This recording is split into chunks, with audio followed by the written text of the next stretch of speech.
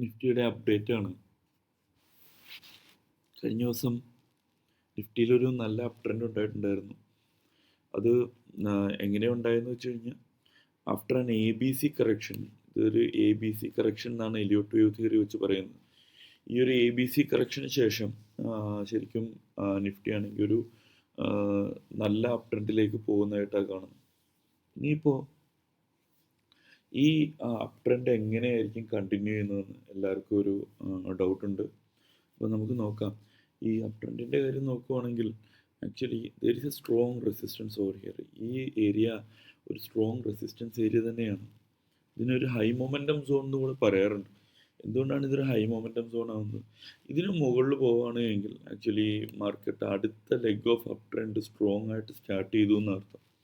അപ്പോൾ അത് 580 681 ഈ രണ്ട് ലെവലിലേക്ക്, 22 580 22 681 എന്ന് പറയുന്ന രണ്ട് ലെവലിലേക്ക് എത്രയും പെട്ടെന്ന് പോകാൻ ഇതിന് പറ്റും. പക്ഷേ index is showing weakness below this level. അങ്ങനെയാണെങ്കിൽ ഇത് ഹൈ മൊമെൻറ്റം സോൺ ആയതുകൊണ്ട് തന്നെ പലപ്പോഴും ഈ ഏരിയയിൽ വീക്ക്നെസ് കാണിക്കാറുണ്ട്. ആ വീക്ക്നെസ് പലപ്പോഴും സപ്പോർട്ടായിട്ട് എടുക്കുന്ന ഏരിയയാണ് 22 376. അപ്പോൾ 22 376 വരെ വന്നാലും അതൊരു സ്ട്രോങ് സപ്പോർട്ടായിട്ട് നിന്നിട്ട് മോസ്റ്റ് പ്രോബബ്ലി അവിടെ നിന്ന് അപ് ട്രെൻഡ് സ്റ്റാർട്ട് ചെയ്യാൻ സാധ്യതയുണ്ട്. ഈ രണ്ട് പോസിബിലിറ്റീസാണ് മാർക്കറ്റിലുള്ളത്. ഈ 22 477 എന്ന് പറയുന്ന ഏരിയയുടെ മുകളിൽ എത്രത്തോളം സ്ട്രോങ് ആയിട്ടാണ് മാർക്കറ്റ് നിൽക്കുന്നതെന്ന് എല്ലാവരും നോക്കുക. അതിനുശേഷം മാത്രമേ പൊസിഷൻസ് ഇനിഷ്യേറ്റ് ചെയ്യാവൂ. അതേപോലെ കഴിഞ്ഞ ദിവസമൊക്കെ നിഫ്റ്റിയുടെ പൊസിഷൻസ് ഉള്ളവർ എന്താ ചെയ്യേണ്ടതെന്നുള്ള കൺഫ്യൂഷൻ ഉണ്ടാവും. അവർ ചെയ്യേണ്ടത് 22 454, അതൊരു ക്രൂഷ്യൽ ഏരിയയാണ്. 22 454 ആ ഏരിയയുടെ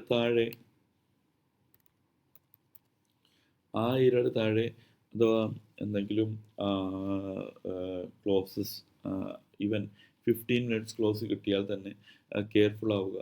അവരുടെ പ്രോഫിറ്റ് ബുക്ക് ചെയ്യാനാണെങ്കിൽ ബുക്ക് ചെയ്തതിന് ശേഷം അവർക്കാണെങ്കിൽ പിന്നീട് റീ എൻട്രി ചെയ്യാവുന്നതാണ്. അതായിരിക്കും ഒരു ബെറ്റർ സ്ട്രാറ്റജി. പക്ഷേ 376 എന്ന് പറയുന്ന ഒരു സ്ട്രോങ് സപ്പോർട്ടായിട്ട് നിൽക്കാനാണ് സാധ്യത. അതിനുശേഷം Nifty should be finding again upward momentum and rhythm. ഇതാണ് നിഫ്റ്റിയുടെ ഇപ്പോഴത്തെ അപ്ഡേറ്റ്. ഏറ്റവും പോസിറ്റീവായിട്ടുള്ള സിറ്റുവേഷൻ എന്ന് പറയുന്നത് 22 477 എന്നുള്ളതിൻ്റെ മുകളിൽ തന്നെ ഒരു ഗ്യാപ്പോടുകൂടി ഓപ്പണായി മുകളിലോട്ട് പോകുന്നതായിരിക്കും.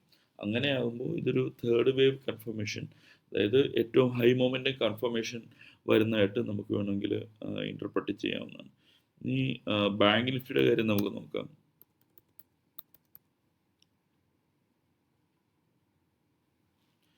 ബാങ്ക് നിഫ്റ്റിയുടെ കാര്യം നോക്കുകയാണെങ്കിൽ bank Nifty at present is at A very very strong support. എന്താണ് ബാങ്ക് നിഫ്റ്റിയുടെ സപ്പോർട്ട്? 47 857. 47 857 എന്ന് പറയുന്ന ഒരു സപ്പോർട്ടിലാണ് ബാങ്ക് നിഫ്റ്റി നിൽക്കുന്നത്. അപ്പോൾ ബാങ്ക് നിഫ്റ്റി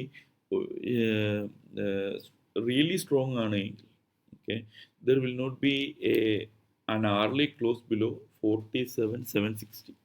അതായത് 47 760 എന്ന് പറയുന്ന ലെവലിന് താഴെ ഇതൊരു ആർലി ക്ലോസിങ് തരൂല. അപ്പം 47 760 എന്ന് പറയുന്ന ലെവലിന് താഴെ ആർലി ക്ലോസിങ് തരാതെ, അല്ലെങ്കിൽ ആ ലെവലിൽ ഒരു സപ്പോർട്ടായിട്ട് എടുത്ത്, ഇപ്പോൾ for example even if bank Nifty is opening like this, എന്നിട്ട് it is taking support at 47 760, അതിന് ശേഷം ഒരു ഹൈ മൊമെൻറ്റം സോണിലേക്ക് പോവാണ്.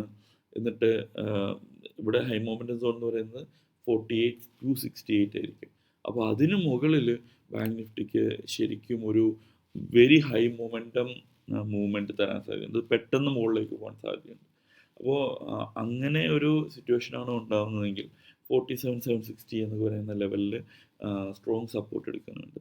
അപ്പോൾ ഇവിടെ സപ്പോസ് ഇതിന് താഴെ ഒരു ക്ലോസിങ് തരുവാണെങ്കിൽ പിന്നീട് വെയിറ്റ് ചെയ്ത് 47 760ക്കും അതുപോലെ 47 857നും മുകളിൽ ക്ലോസ് കിട്ടിയതിന് ശേഷം മാത്രമേ പോസിറ്റീവായിട്ട് പൊസിഷൻസ് എടുക്കുന്നതിനെ പറ്റി ആലോചിക്കും. സോ ഇതാണ് ബാങ്ക് നിഫ്റ്റിയുടെ update. Look out for levels 47 857 47 760. ഈ രണ്ട് ലെവൽസും സ്ട്രോങ് സപ്പോർട്ടായിട്ട് നിൽക്കണം. No early close below 760, 47, 760. പക്ഷേ ഏറ്റവും കൂടുതൽ നമ്മൾ ശ്രദ്ധിക്കേണ്ട ഏരിയ എന്ന് പറഞ്ഞു കഴിഞ്ഞാൽ 48-68 ആണ് മുകളിലോട്ട് പോകുന്ന കാര്യങ്ങളിൽ. കാരണം എന്താണെന്ന് വെച്ച് കഴിഞ്ഞാൽ 48-68 എന്ന് പറയുന്ന ലെവലിന് മുകളിൽ ഒരു ഹൈ മൊമെൻറ്റം സോൺ ഉണ്ടാവാൻ സാധ്യതയുണ്ട്. അത് വളരെ ഫാസ്റ്റായിട്ട് തന്നെ മാർക്കറ്റിനെ അടുത്ത ടാർഗറ്റ്സിലേക്ക് എത്തിക്കും.